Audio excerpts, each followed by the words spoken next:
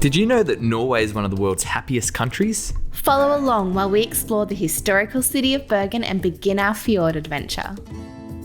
We're in Bergen, Norway, which is in kind of central Norway on the coast. We're starting here for our fjord adventure.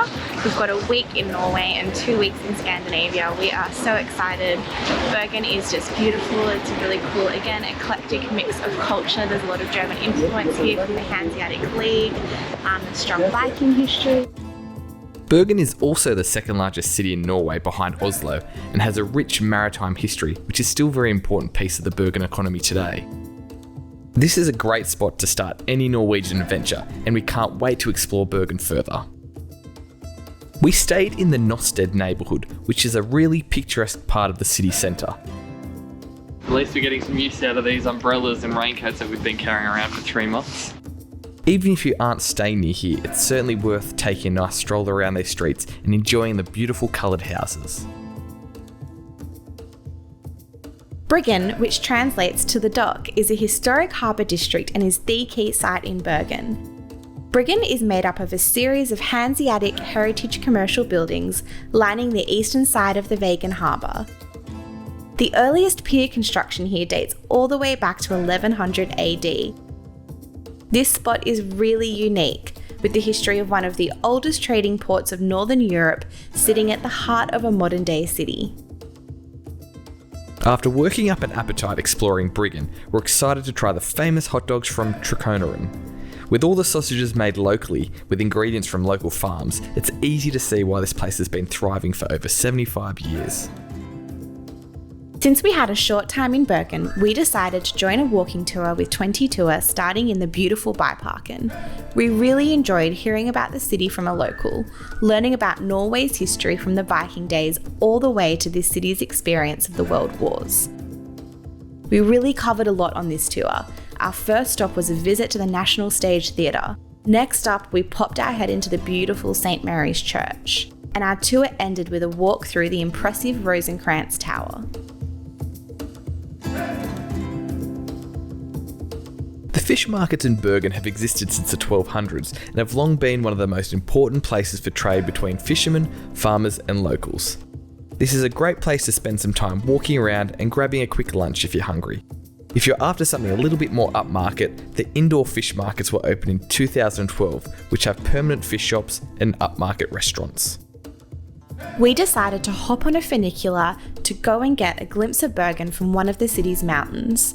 This ride left from the centre of town and took only a few minutes. At 400 metres high, Mount Fløyen had an impressive view of the city and the surrounding landscape. We had a bit of a dreary day, but we can imagine that this would be absolutely spectacular on a sunny one. After braving the rain and wind up on Mount Fløyen, we were ready to warm ourselves up by trying some fish soup, a dish the Norwegians are famous for.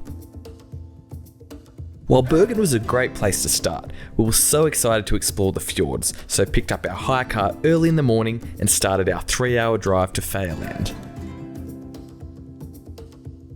Fjærland is a village that sits on the end of the Fjærland Fjorden, a fjord branch of the largest fjord in Norway.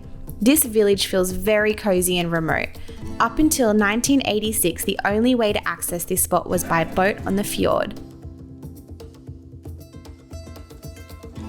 The unique landscape around Fjærland has been shaped by glaciers during the last 3 million years and is breathtakingly beautiful.